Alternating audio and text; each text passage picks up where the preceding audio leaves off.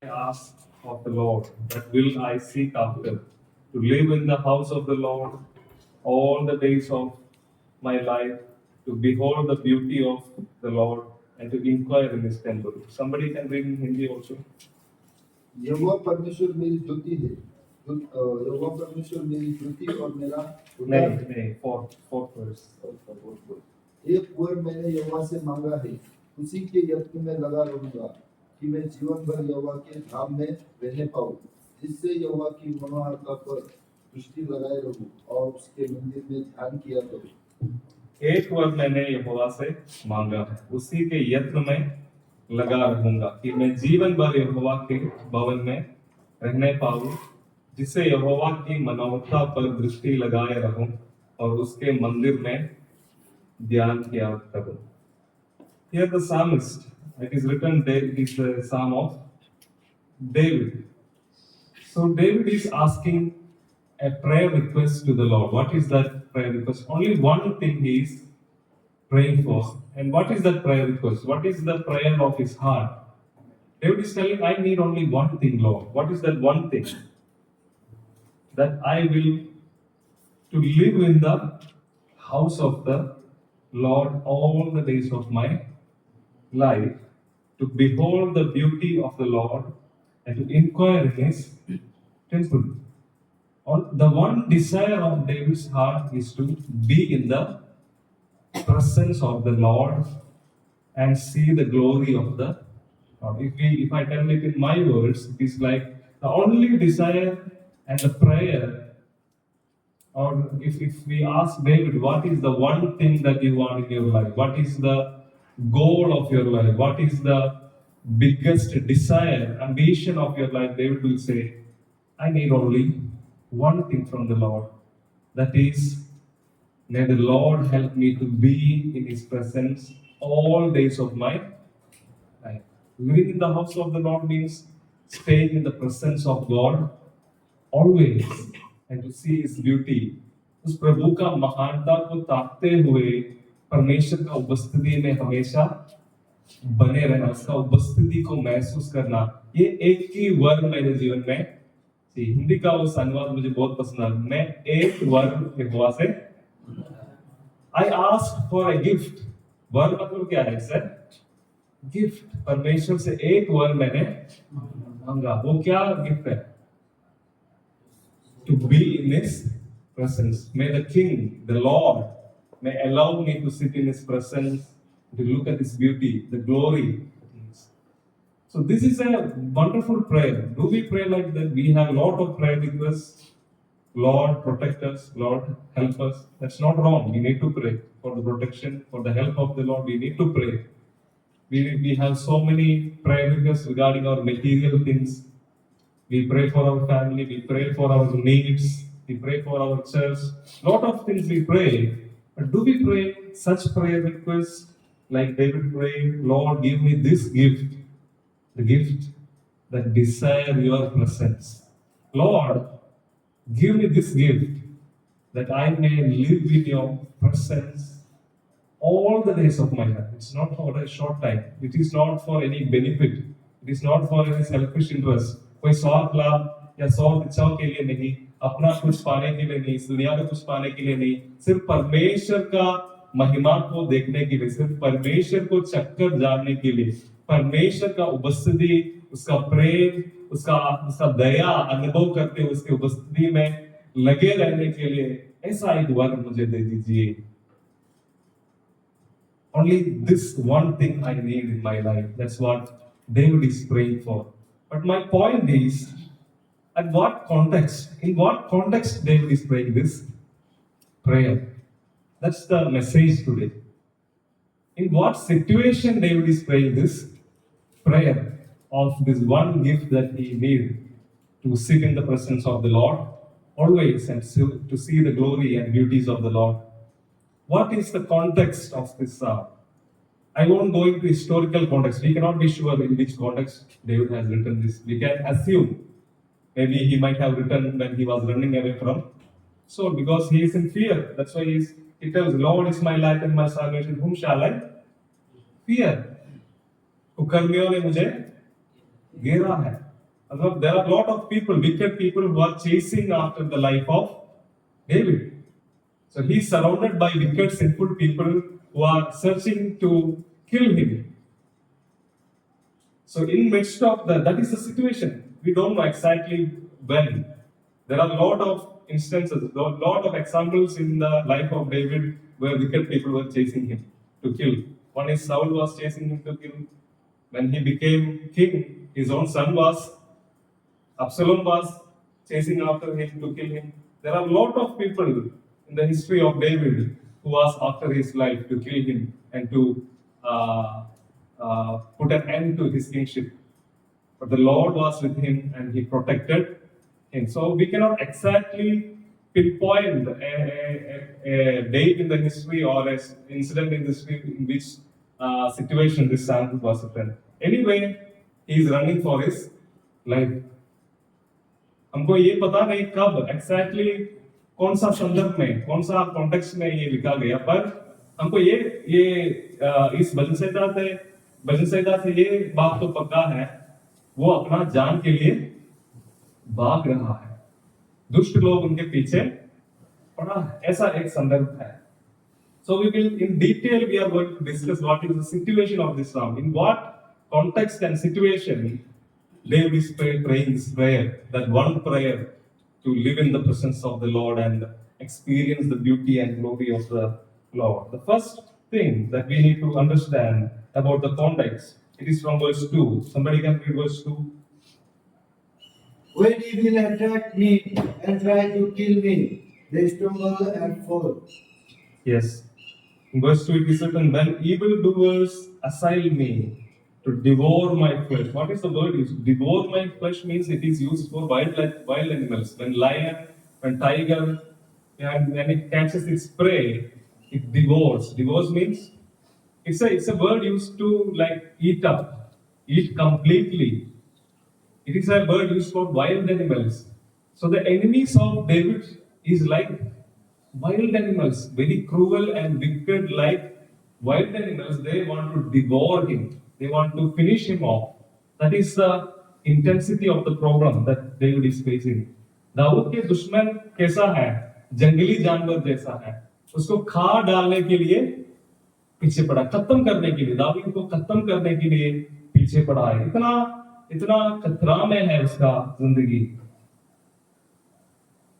The next verse about his situation, verse 3. Though an army encamp against me, my heart shall not fear. उसका संदर्भ के बारे में दूसरा बात David's situation is something like an army has come around him. It is not just some wicked people.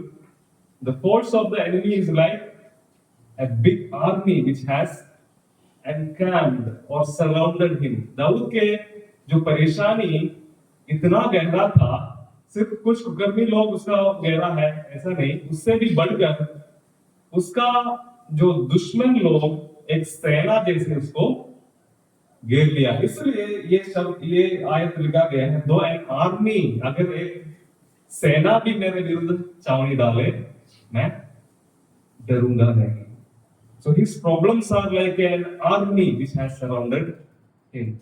So और गहरा हो रहा है इसका परेशानी इसका संदर्भ और deep हो रहा है इसका troubles. So first there are evildoers around him who is trying to devour him खा डालने के लिए खत्म करने के लिए कुछ लोग उसका पीछे पड़ा है. दूसरा उनकी परेशानियां दुश्मन लोग एक आर्मी जैसे एक सेना जैसे छावनी डालता है वैसे उसको घेर लिया है अभी बाहर जाने के लिए कोई फंसा है उनके बीच में then though war rise against me yet I will be confident एक सेना जैसे छावनी डालते हैं उनका परेशानी उसको चारों तरफ घेर लिया है एक युद्ध समान एक सिचुएशन वो फेस कर रहे he was in the midst of problem like an army has surrounded him and he is facing war-like situation. His troubles and his difficulties are increasing verse by verse when we go ahead. But we should not stop there. There are a lot of other problems that he is facing. When we go ahead what is written in verse 10. Read verse 10. My father and mother may abandon me, but the Lord will take care of me. Yes. पहला तो कुकर्मी लोग घेरा है इसको खा डालने के लिए। दुश्मन लोग एक सेना जैसे इसको चारों तरफ है, युद्ध जैसे समान, युद्ध के समान एक सिचुएशन फेस कर रहा है। उसके बीच में सबसे दर्दनाक बात, अपने लोग भी छोड़ दिया। Verse 10, if my mother and father and mother forsake me, the Lord will take me up. मेरा ट्रांसलेशन थोड़ा अलग है। हिंदी में क्या लिखा है? माता पिता मेरे माता पिता ने मुझे छोड़ दिया मेरे माता पिता ने तो मुझे छोड़ दिया है, परंतु यहोवा मुझे संभाल लेगा। हमारे जीवन में भी बहुत सारे परेशानी आते हैं, युद्ध जैसा सिचुएशन। युद्ध मतलब अक्षरिक रूप में नहीं बोल रहा, आत्मिक रूप में या बाहर में लोगों के साथ अलग अलग प्रकार के परेशानी हमें, जैसे सेना हमें घेरा हुआ है। ऐसे कई बार हमारी जिंदगी में कई सारे परेशानियों से, मुश्किल हालातों से हम घेरे होते हैं। उससे बढ़कर शैतान कई बार हमारे पीछे, जैसे 2 आयत में पढ़ा है, कुकर्मियों ने मुझे खा डालने के लिए, खत्म करने के लिए मेरे पीछे पड़ा है करके लिखा है। जैसे शैतान हमारे पीछे, जब हम प्रभु में आगे बढ़ते समय, प्रभु का निकट जाते रहते समय, शैतान का एक ही मकसद यह है, इसका पीछा करना है, इसको कैसे भी खा डालना है, खत्म करना है। जो जिस रास्ता में ये आगे बढ़ रहा है, जैसे ये प्रभु में आगे बढ़ेगा, मेरे लिए खतरा है, इसको ऐसे नहीं छोड़ूंगा। खा डालने के लिए पीछे पड़ा है, खत्म करने के लिए पीछे पड़ा है। दूसरा एक युद्ध समान अनुभव जीवन में महसूस कर, पर इसके बीच में सबसे दर्दनाक बात यह है, अपने लोग भी साथ नहीं दे रहा है। युद्ध, चाहे युद्ध आए, दुश्मन लोग आए, जंगली जानवर जैसे इंसान आए, तब भी हम सामना कर सकते हैं अगर हमारे साथ कोई है सपोर्ट करने के लिए, बल देने के लिए, एंकरेजमेंट देने के लिए। अगर हमारा माँ बाप है या भाई बहन है या अपना कुछ दोस्त लोग हैं या कलीसिया के लोग हैं, पास्टर हैं, ऐसा कुछ लोग, कम से कम 1 या 2 लोग अगर हमारे साथ खड़ा है, जो हमारे लिए एक बल है। पर दाऊद के लिए कोई भी नहीं है। इस युद्ध समान इस सिचुएशन में, जैसे एक सेना घेरा हुआ, ऐसा एक हालत में दुष्ट लोग खा डालने के लिए, खत्म करने के लिए जब पीछे पड़ा है, उस समय चारों तरफ देखते समय अपने लोग भी दूर खड़ा है, अपने दो लोग भी साथ नहीं दे रहा है, पर निराश नहीं हो रहा है। क्या बोल रहा है?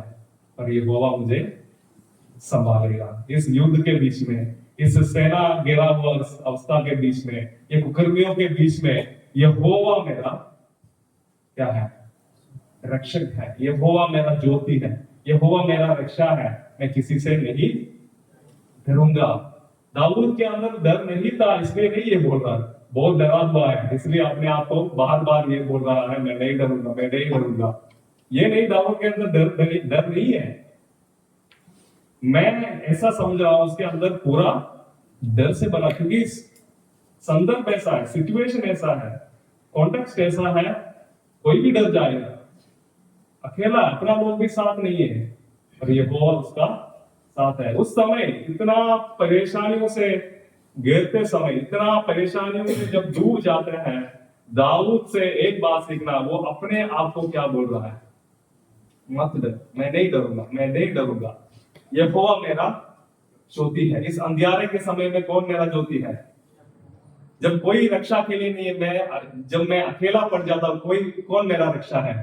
यहोवा मेरा रक्षा। इसलिए मैं नहीं अपने आप को क्या सिखा रहा है, यहोवा है। कई बार कोई नहीं होगा हमें थोड़ा एंकरेज करने के लिए, प्रोत्साहन देने के लिए, हमारे परेशानियों में थोड़ा सा हमें थामने के लिए कोई भी नहीं होगा। तब हम क्या करना है? अपने आप को बोलना है। क्या बोलना है? द लॉर्ड इज माई, वो खुद से अपने आप को बोल रहे हैं, द लॉर्ड इज माई, एक घोषणा कर रहे हैं, the Lord is my light and my salvation. Whom shall, मैं किससे डरना है, मैं किससे डरूं? डरने का जरूरत नहीं है करके अपने आप को क्या करना है? मजबूत कर रहा है। कई सारे ऐसे भजन संहिता आप देखते हैं, भजनकार अपने आप से बात कर रहे हैं, हे मेरे मन यहोवा को, किससे बोल रहा है? अपने आप को।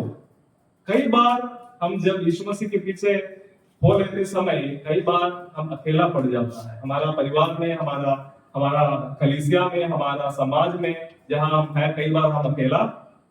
लोग तो चारों तरफ होगा पर हमारा हृदय समझने के लिए कोई नहीं होगा, हमारा परिस्थिति, हमारा हालात समझने के लिए शायद कोई नहीं होगा। उस समय में हम क्या करना है? बाइबल खोलना, परमेश्वर के वचनों से अपने आप को मजबूत करना। हम अपना मन को सिखाना है, हे मेरे मन। हम अपने मन से बोलना है, हे मेरे मन यहोवा को धन्य करें, उसके सारे उदाहरण के लिए उसको धन्यवाद देंगे। इधर दाऊद बोल रहे, मैं किससे डरूं? यहोवा मेरा ज्योति है। यहोवा मेरा किससे बोल रहा है? किसी से नहीं बोल रहा है, क्योंकि वो अकेला है, गीत गा रहा है एक घोषणा के रूप में, यहोवा मेरा ज्योति है। उसका विश्वास को वो खुद मजबूत कर रहा है। कई बार कोई नहीं होगा हमें मजबूत करने के लिए, कोई नहीं होगा हमें प्रोत्साहन देने के लिए, कोई नहीं होगा हमें एनकरेज करने के लिए, तब कौन करना है? परमेश्वर हमें सहायता करेगा। उसके साथ साथ हम खुद क्या करना है? हमें थोड़ा जगाना है, हमें थोड़ा खुद प्रोत्साहन देना पड़ता है, खुद हमें अपने आप को मजबूत करना पड़ता है। दाऊद ये बात इधर कर रहा है। तो तीसरा जो दर्दनाक बात, सबसे दर्दनाक बात क्या है? अपने लोग भी ये, मैंने सोचा दाऊद ने शायद अंदर अंदर सोचा कम से कम मेरा माँ बाप मेरा साथ देगा, पर उन लोग भी दूर खड़ा है और मेरा इस मुश्किल भरी अवस्थाओं में मेरा सहायता नहीं। दाऊद बोल रहा है, कोई बात नहीं, यहोवा मेरा रक्षा है, यहोवा मुझे संभालेगा। ये बात हमारे अंदर पक्का करना, अगर कोई भी मेरे साथ नहीं है, अगर आप परमेश्वर के लिए अपना जिंदगी समर्पण किया है तो कोई साथ नहीं है तो भी कोई प्रॉब्लम नहीं है। जो लोग साथ देंगे करके वायदा किया है उन लोग भी आगे जाकर कई बार छोड़ देंगे, तब उन लोग से नाराज नहीं होगा, हम सब इंसान हैं, ऐसे होता है। तब अपने आप को क्या करना? मजबूत करना। क्या बोलकर? मेरा माँ बाप तो मुझे छोड़ दिया पर यहोवा मुझे संभालेगा, यहोवा मेरा साथ है करके अपने आप को मजबूत करना। खत्म नहीं हुआ उसका परेशानियां, और आगे बढ़ते समय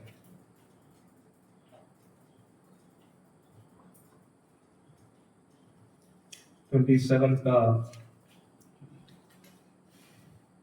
12 27 का 12 पढ़ी कोई। मुझको मेरे सताने वालों की इच्छा पर ना छोड़, क्योंकि झूठे साक्षी तो उपद्रव करने की धुन में है, मेरे विरुद्ध उठे हैं। तो उसका चौथा जो प्रॉब्लम क्या है? झूठे साक्षी उसके विरुद्ध उठा है। पहला कुकर्मी लोग खा डालने के लिए, दूसरा उनका परेशानियां, दुश्मन एक सेना जैसे घेरा हुआ है, युद्ध जैसा माहौल उसके चारों तरफ फंसा है, उसके बीच में, दुश्मनों के बीच में। तीसरा, अपने लोग भी साथ नहीं दे रहा है। चौथा, झूठे साक्षी, दुश्मन झूठे साक्षियों को इसके विरुद्ध खड़ा किया है। मतलब कई बार हम भी ये बात हमारे जीवन में अनुभव करेंगे, जो गलती हम किया ही नहीं, उस गलती के उस इल्जाम, जो बात हमने किया ही नहीं, उस झूठे इल्जाम के कारण हम कई बार क्या है, दूसरे लोगों के सामने गलत साबित हो जाता है। झूठे साक्षी कई बार मिनिस्ट्री में ऐसे हो जाता है। मिनिस्ट्री में क्या करते हैं, आजकल बहुत कुछ हो रहा है, विरोधी लोग क्या कर रहे हैं, झूठे साक्षियों को लेके आ रहे हैं।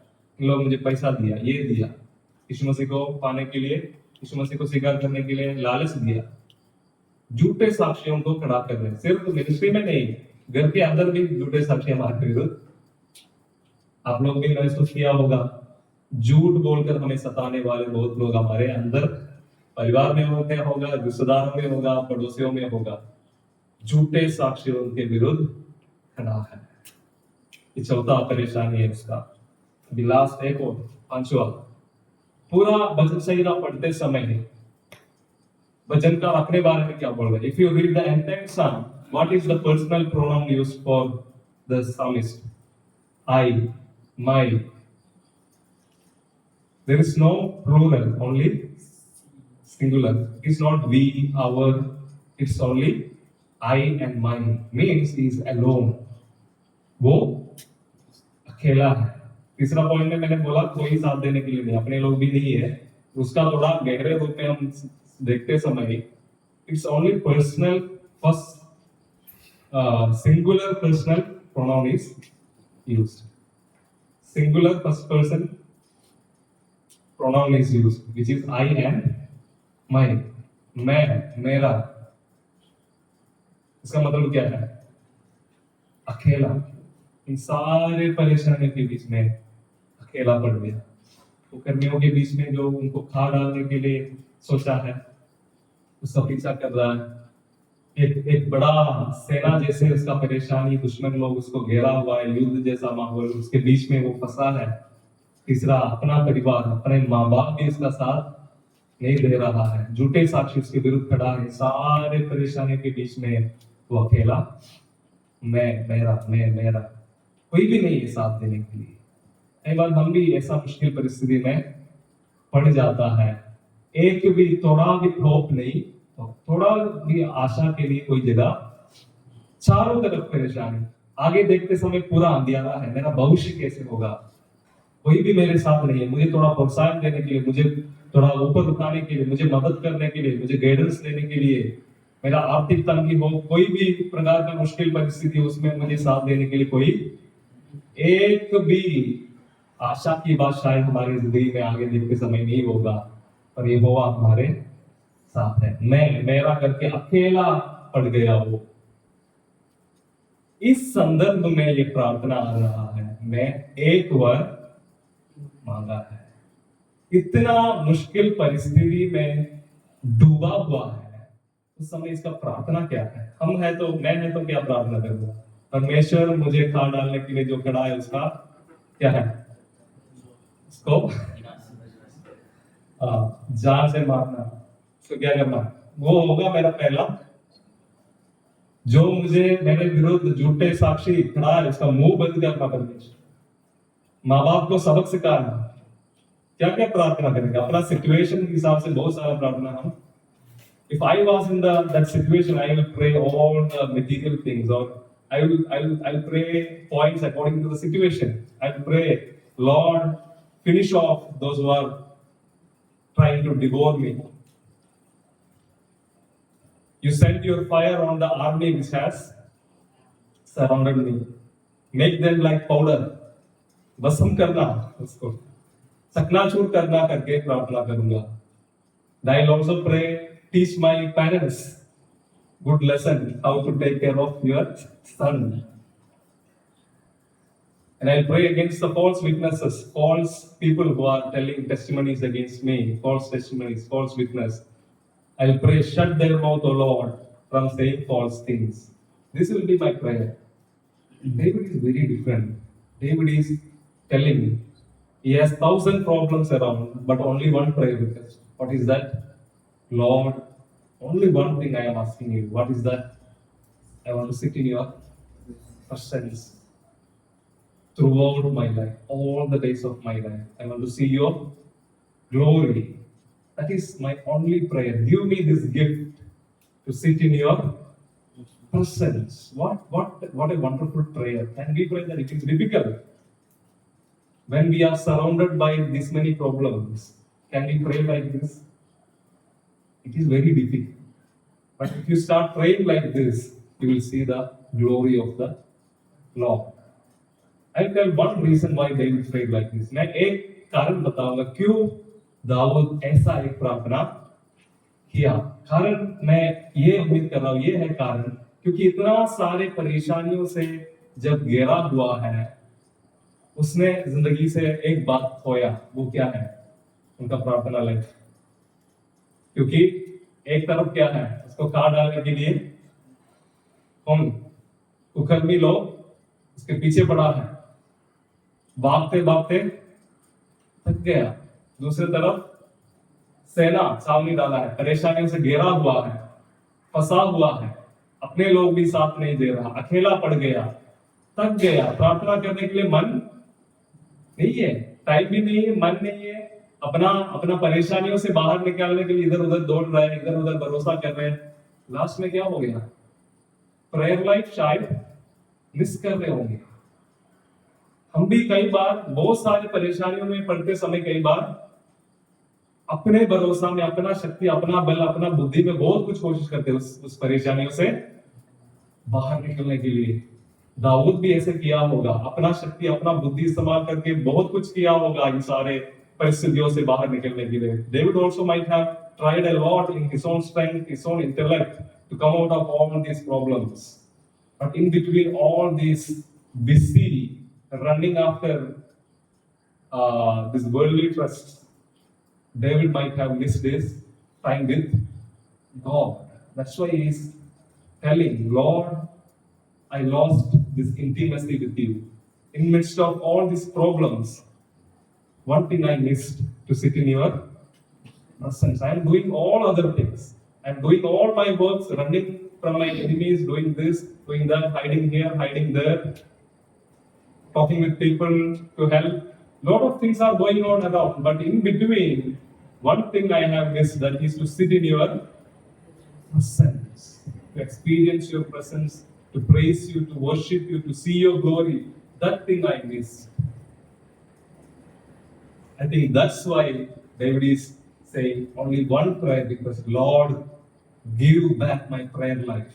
Oh Lord, restore this spiritual experience to me. Earlier days, I used to sit in your presence for hours and hours, meditating your word, writing songs, singing unto you. David might have told or considered like this thing is hard.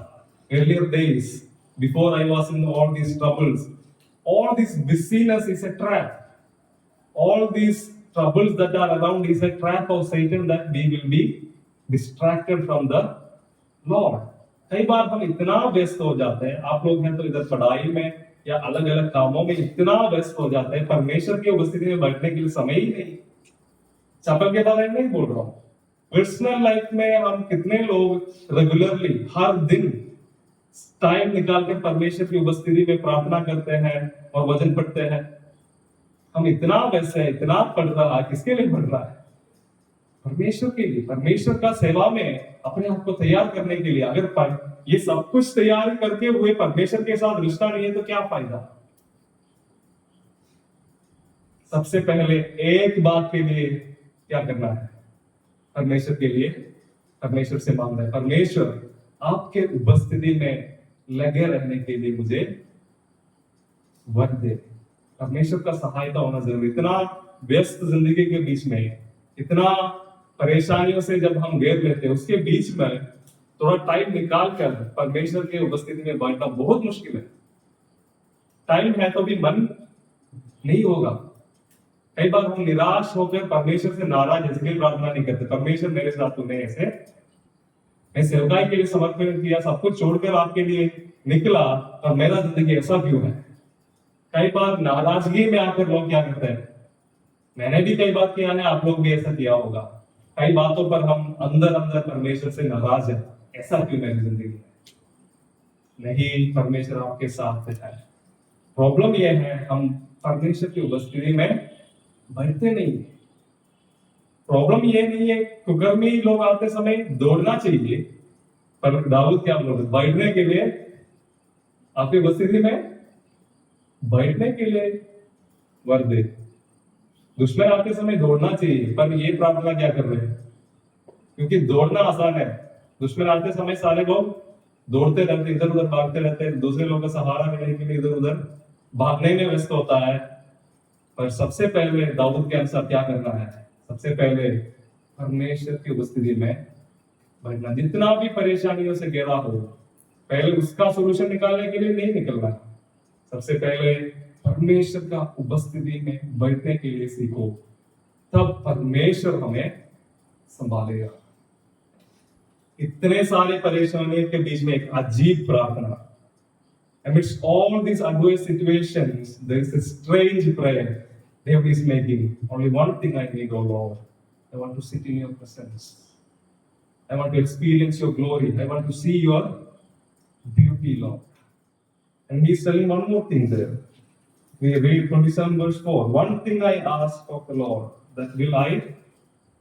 एक बात मैंने मांगा है, सिर्फ मांगा नहीं, कई बार हम मांगने में खत्म हो जाएगा।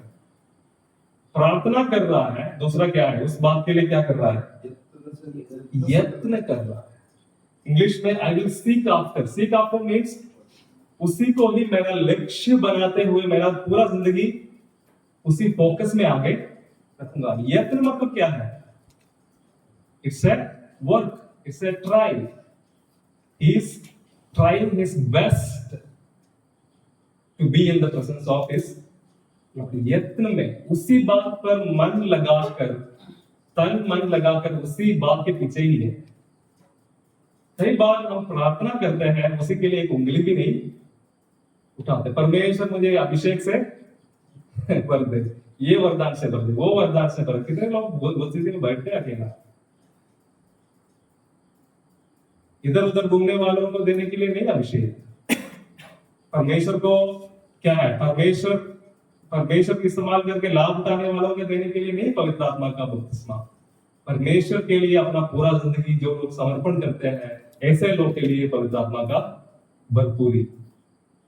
तब सेवा में परमेश्वर आपको इस्तेमाल करेगा। तो इधर सिर्फ मांग नहीं है, सिर्फ विनती नहीं कर रहे, उसके लिए क्या क्या भी कर रहे हैं, काम भी। This thing I am seeking after, उसी के यत्न में मैं एक दिन का कोशिश नहीं, लगे रहूंगा। मतलब क्या है, लगातार शायद एक दिन में नहीं होगा, दूसरा दिन, तीसरा दिन, महीने, साल लेकर, मतलब हमेशा इसी बात के ऊपर ध्यान देते हुए परमेश्वर के उस सुंदरता को देखने के लिए, उसका महिमा, उसका उपस्थिति अनुभव करने के लिए लगातार अपने आप को परमेश्वर की उपस्थिति में ले आने के लिए कोशिश में है। सिर्फ मांग नहीं, सिर्फ विनती नहीं, उसी के यत्न में लगे रहना। Seeking after, making that as a goal and working for. We only all our prayer requests just end with our mouth. We won't do anything with our hands and legs. That is the problem. We don't try for it. We don't work hard for it. Anything to be gained in spiritual life, we need to be disciplined and hardworking. There is nothing from God for those who are lazy and those who are careless. परमेश्वर का वरदान, परमेश्वर के सेवा आलसी लोगों के लिए नहीं, पर भक्ति के साथ अपने आप को डिसिप्लिन जो करते हैं और हार्ड वर्क करते हैं, ऐसे लोगों के लिए है परमेश्वर का सेवा। इधर दाऊद बोल, one thing I ask of the Lord, that will I seek after, to live in the house of the Lord all the days of my life. मतलब अपना जिंदगी के लिए ये लक्ष्य बनाया, to behold the beauty of the Lord and to inquire in his temple. So when David prayed this prayer, what is happening next? Read verse 5. In times of trouble, he will shelter me. He will keep me safe in his temple and make me secure on a high rock. Yeah. So earlier, what is happening? Amidst all his problems and pressures of life, he is running here and there. But with all his attempts, all his trying, he is not able to save himself from the enemies, because the enemies are all around. He is alone. How much ever he tried and run in his own strength and mind, he cannot save himself. But when you sit in the presence of God, amidst all these problems, to see His beauty, to worship Him, it is not for saving Him that He is sitting in the presence of God. अपना कोई स्वार्थ इच्छा के लिए या even ये क्या है, परमेश्वर उसको संभालने के लिए भी नहीं, वो परमेश्वर की उपस्थिति में बैठने का वर मांग रहा है, परमेश्वर का सुंदरता देखने के लिए, और कोई जान बचाने के लिए भी नहीं। ये गलत नहीं है जान बचाने के लिए प्रार्थना करना, और उससे भी ऊपर गया उसका आत्मिक जो सोच। अपना कोई लाभ के लिए, अपना जिंदगी के लिए भी नहीं, परमेश्वर आपका महिमा देखना है, आपको अनुभव करना है, इसलिए मुझे आपका उपस्थिति में लगे रहना है। ऐसे बैठते समय बाकी चीजों को भी परमेश्वर क्या करेगा, सही जगह पर लेके आएगा। If you read verse 5, for he will hide me in his shelter in the day of trouble. अभी दाऊद ने भागना दौड़ना बंद किया, क्योंकि भागने से क्या फायदा है, दुश्मन घेरा है। कितना भागेगा, कहां तक भागेगा, अकेला, कोई सहारा के लिए नहीं। अभी क्या कर रहा है, परमेश्वर की उपस्थिति में बैठने का निर्णय लिया है, उसके लिए प्रयत्न में, उसका यत्न में है। ऐसे परमेश्वर की उपस्थिति में बैठते समय हमारा टेम्पटेशन क्या होगा, दौड़ने के लिए, कुछ करने के लिए, ये करो वो करो, बचने के लिए। पर ये सारे टेम्पटेशंस को क्या है, उसके ऊपर विजय पाकर हम बैठने के लिए तैयार है। तो परमेश्वर की उपस्थिति में, प्रार्थना में, आराधना में, स्तुति में, वचन का मनन में, परमेश्वर की उपस्थिति में बैठने के लिए अगर हम तैयार हैं तो क्या होने वाला है, He will hide me in his shelter. परमेश्वर, दाऊद बोला परमेश्वर मुझे छिपाएगा। क्या करेगा, छिपाएगा। हमारा पूरा कोशिश है हम अपने आप को दुश्मन से छुपा नहीं सकते, छिपा नहीं सकते। पर जब हम परमेश्वर की उपस्थिति में बैठते समय परमेश्वर हमें दुश्मन से छिपाने के लिए नहीं परमेश्वर की उपस्थिति में बैठता है, पर जब हम परमेश्वर को प्रथम स्थान देते समय बाकी सारी चीजों को परमेश्वर संभालेगा। हम परमेश्वर के लिए पहला स्थान देंगे तो बाकी सारे बातों के लिए परमेश्वर इंतजाम करेगा। That's why we read in Matthew 6 chapter 33. What is that verse? Can anyone say? पहला मतलब क्या है, प्रथम स्थान किसको देना है, परमेश्वर का राज और उसका धार्मिकता का खोजी बनो, तब क्या मिलेगा, जो भी तुम्हारा जरूरत है कौन पूरा करेगा। तुम्हारा जरूरतों का खोज में रहो तब परमेश्वर का राज तुम्हारे पीछे आएगा, ऐसे लिखा है नहीं। बहुत सारी जरूरत है, बहुत सारे कमी है हमारे जीवन में, उस सारे कमी, उन सारी जरूरत, सारी परेशानी के बीच में किस चीज का खोजी बनना है, किस चीज का खोज हमारी जिंदगी में होना चाहिए, परमेश्वर का राज, उसका धार्मिकता। Let us read that verse, Matthew chapter 6 verse 33. Instead, we consider above everything else with the kingdom of God and with what He requires of you, and He will provide you with all these other things. Somebody can read in Hindi also. इसलिए पहले तुम परमेश्वर के राज्य और उसके धर्म की खोज करो तो ये सब वस्तुएं भी तुम्हें मिल जाएगी। तो पहला परमेश्वर का राज और उसका धर्म का खोज में रहो, लगे रहो, तब क्या है, बाकी जो भी तुम्हारा जरूरत है कौन पूरा करेगा।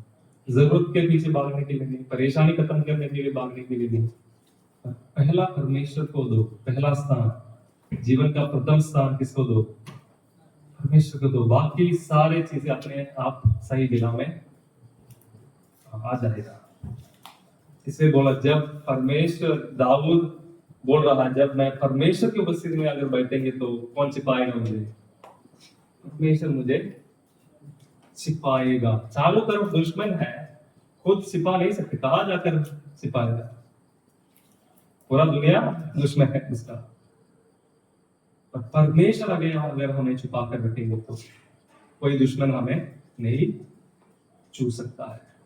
जो लोग परेशानी के बीच में परमेश्वर की उपस्थिति में बैठते हैं, परमेश्वर ऐसे लोगों को छिपाएगा, अपने पंखों तले छिपाएगा। कोई भी दुश्मन आपको देख नहीं पाएगा या छू नहीं पाएगा, छू नहीं सकते। For he will hide me in his shelter in the day of trouble. He will conceal me under the cover of his, अपने तंबू में मुझे क्या है, संभालेगा, कवर करेगा। He will set me high on a, ये छिपाना ये कवर करना हमेशा के लिए नहीं, थोड़े समय के लिए। दुश्मन के सामने दुश्मन जब गिरा है, थोड़े समय के लिए परमेश्वर मुझे छिपाएगा, कवर करके रखेगा, पर ऐसा एक समय आएगा मुझे चट्टान पर खड़ा भी करेगा। ये नहीं हमेशा के लिए छिपे रहना और मर जाना, नहीं। ऐसा भी एक फेज है जिंदगी में छिपे रहने का। कई बार इतना परेशानियों से घेरे होते समय परमेश्वर हमें छिपाता है। मैं इस वचन से आपके लिए एक संदेश दे रहा हूं। आप लोग जो लोग इधर बैठा, आपका गांव से दूर, फैमिली से दूर, कलीसिया से दूर, अपने लोगों से दूर, ये ऐसा एक जगह है, मैं ये बोल दो, परमेश्वर आप लोग इधर छिपा के रखा है। छिपा के इसलिए रखा है, अगर आपका घर में अपना जगह है तो ऐसा एक स्पिरिचुअल ग्रोथ शायद आपके जीवन में नहीं होगा। आपका घर में आप अगर रहेंगे तो आपका गांव में, अपना सोसाइटी में रहेंगे तो अपने दोस्तों के बीच में रहेंगे तो शायद आप इतना परमेश्वर के नजदीक नहीं आ सकते हैं। इसलिए आपका गांव से, आपका जगह से, परिवार से परमेश्वर, आप लोगों के बीच में से कितने लोग सोचा आप ऐसा एक जगह में आकर, गांव से दूर होकर, परिवार से दूर होकर ऐसा एक जगह में आकर आप लोग पढ़ाई करेंगे करके कितने लोग सोचा? नहीं। परमेश्वर हमें अगुवाई कर रहा है। हम अनजान थे उस विषय में, पर परमेश्वर हमारे एक एक स्टेप को क्या कर रहे थे? नियमित कर रहे थे, नियुक्त कर रहे थे। तब हम इधर जाके ये एक आपको छिपा कर रखा है। ये हमेशा के लिए नहीं, ये दुश्मन से आपको क्या करने के लिए? कवर करने के लिए। दुश्मन आपको क्या है? इस दुनिया के लोगों के संग नाश में या नष्ट ना हो जाए आप लोग, इधर आप लोग को छिपा कर रखा है। पर हमेशा के लिए नहीं, एक ऐसा टाइम आएगा परमेश्वर आपको चट्टान पर सबके सामने, दुश्मन के भी सामने खड़ा करेगा। तब परमेश्वर का कार्य आप लोग के द्वारा हो जाएगा। तो जब आपको परमेश्वर इधर छिपा कर रखा है, छिपा कर रखने का मतलब ये नहीं आराम से सो जाओ। छिपा कर रखने का मतलब ये है परमेश्वर को उपस्थिति में टाइम बिताने का समय है, उपवास के साथ, प्रार्थना के साथ। जो हम पढ़ रहा है उसके बाहर खुद टाइम निकालकर बाइबल पढ़ने का, प्रार्थना करने का, उपवास करने का समय। सिर्फ अकेला नहीं, कुछ लोग साथ ग्रुप में बैठकर प्रार्थना करो, वचन मनन करो, अपने एक दूसरे को क्या करो? प्रोत्साहन दो, एक दूसरे को क्या है? तसल्ली दो। अलग लोग अलग अलग परेशानी में है, तो इधर छिपा हुआ है आप लोग। ऐसा एक समय आएगा चट्टान पर खड़ा करेगा, तब परमेश्वर का कार्य आपके द्वारा दुनिया देखेंगे। आगे पढ़ते समय verse 6, now my head is lifted up above my enemies all around me। जब परमेश्वर की उपस्थिति में बैठते समय दुश्मन के सामने परमेश्वर हमारा सिर ऊंचा करेगा। And I will offer in his tent sacrifices with shouts of joy. I will sing and make melody to the Lord. Verse 7, hear, O Lord, when I cry aloud. Be gracious to me and answer me. Verse 8, come, my heart says, seek his face. Your face, Lord, do I seek. Do not hide your face from me. इधर भी वही प्रार्थना क्या है? David's heart is telling to himself. Dawood का हृदय उसको एक आज्ञा दे रहा है, क्यों है? मेरा क्या है? Verse 8, read Hindi. तूने कहा मेरे दर्शन के खोजी हो। मेरे दर्शन के मतलब परमेश्वर का उस दर्शन, परमेश्वर का सीक माई फेस, परमेश्वर का जो चेहरे का, मुंह का दर्शन, उसके लिए इंतजार करो। मतलब परमेश्वर का प्रसन्नता के लिए, परमेश्वर हमारे जिंदगी में क्या है? प्रसन्न होना है, उसका खोज में रहना। सारे आयत में नहीं पढ़ूंगा, लास्ट की और आते समय वर्स 14, यहोवा की बाट जोता रह, युवा बांध और तेरा हृदय डट रहे। हाँ, यहोवा की बाट जोता रह। बस। When this psalm is ending, David is not ending with a praise that God has heard my prayer. When he was ending this psalm, still he is in trouble. Still all around his like enemies are all around. Still, his family is not supporting him. Still, the wicked people are trying to devour him. Every problems are still there. There is no miracles happened. But what he is saying? What he is saying in last verse? Wait for the Lord. परमेश्वर के लिए बाट जोते रह, परमेश्वर के लिए इंतजार कर. ये समय बीत जाएगा, पर थोड़े देर के लिए हम क्या करना है? छिपा रहना जरूरी है. इस आयत के साथ वो खत्म कर रहा है. अभी तक एक क्या है, चमत्कार शायद उसने नहीं देखा. चमत्कार देखे या नहीं देखे, दाऊद बोल रहा है इन सारे परेशानियों के बीच में जब अकेला भी है, मैं क्या करूंगा? परमेश्वर के लिए उसके उपस्थिति में क्या करूंगा? बाट जोकर. I will wait on the Lord, he will surely work for me. Wait for the Lord, be strong and let your heart take courage. जब हम ये छिपा हुआ अवस्था में है, जब हम परमेश्वर के लिए इंतजार करते समय कई बार हमारा हृदय, हमारा हिम्मत हार जाता है. कितना इंतजार करें, कितना बार जोते रहे, कुछ भी नहीं हो रहा मेरी जिंदगी में. नहीं, परमेश्वर ऐसा एक समय रखा है, आपको छिपा कर रखा है. ऐसा एक समय आएगा, चट्टान पर खड़ा करेगा. पर हिम्मत नहीं हारना, निराश नहीं होना. जो परेशानियों से होकर गुजर रहे हैं, उन सारे परेशानी के बीच में हिम्मत नहीं हारना, मन निराश नहीं होना, डिप्रेशन में नहीं जाना. तो क्या करना है? अपने आप को मजबूत करना, हिम्मत बांधकर परमेश्वर के लिए बात जोड़ते रहना. Let's pray. Gracious Heavenly Father, thank you for this